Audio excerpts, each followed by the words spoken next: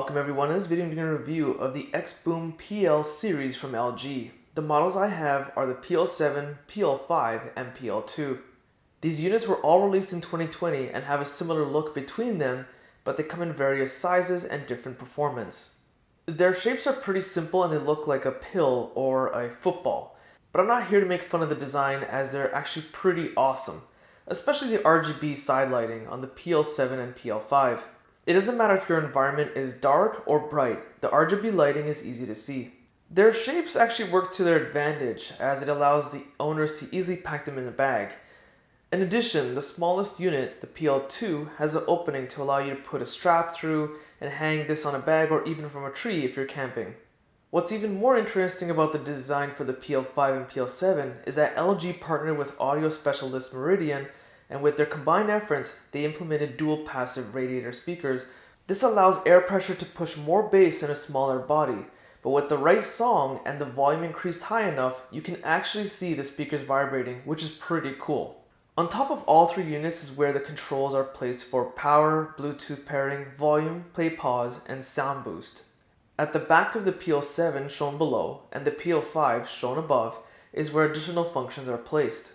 Here you have access to multipoint, which allows you to connect up to 100 PL7 and PL5 speakers to be connected to each other, which is just crazy because these units pack a punch for such compact bodies already. We'll get back to sound performance in a bit. The PL2 is limited to only pairing 2 units, not 100. There's also the dual play function, which allows 2 speakers to be paired with a cell phone, for example. To be honest, on the PL7 and PL5, I'm not sure why you need multi-point and dual functionality.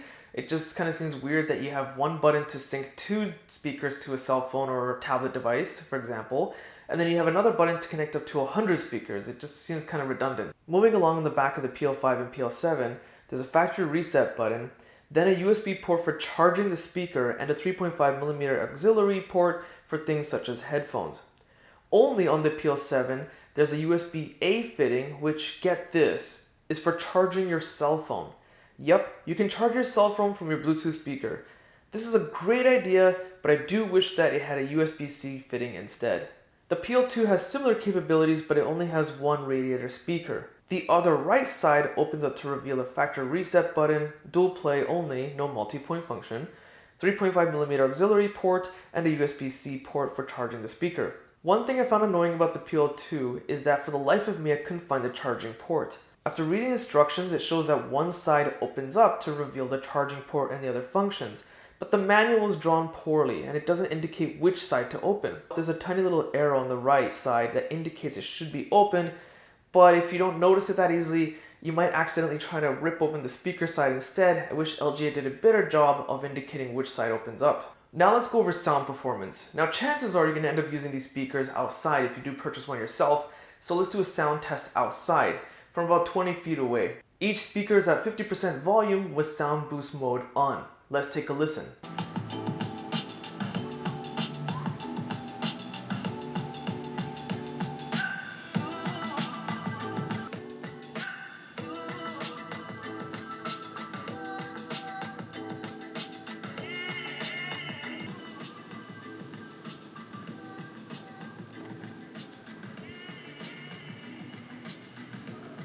As you can see, the sound performance is impressive for each of their small designs.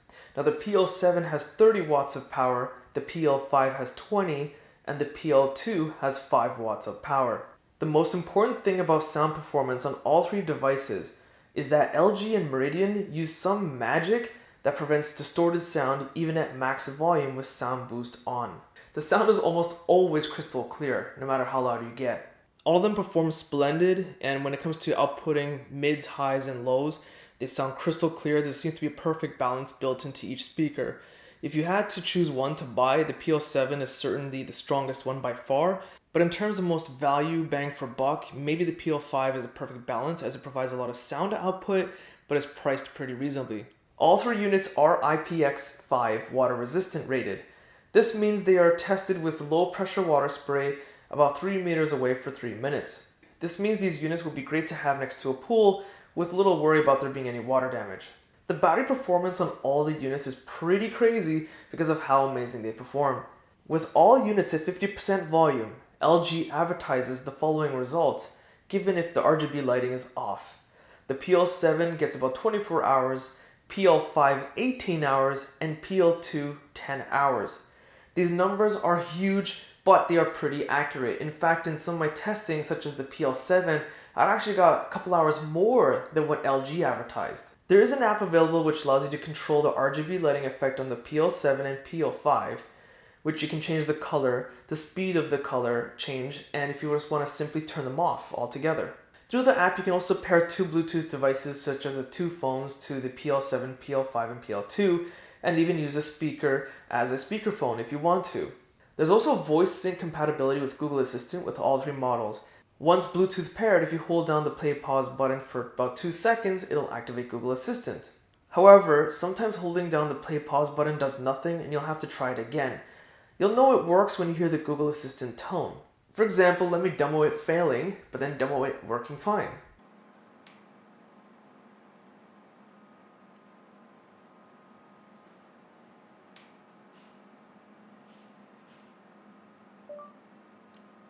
What is the weather today?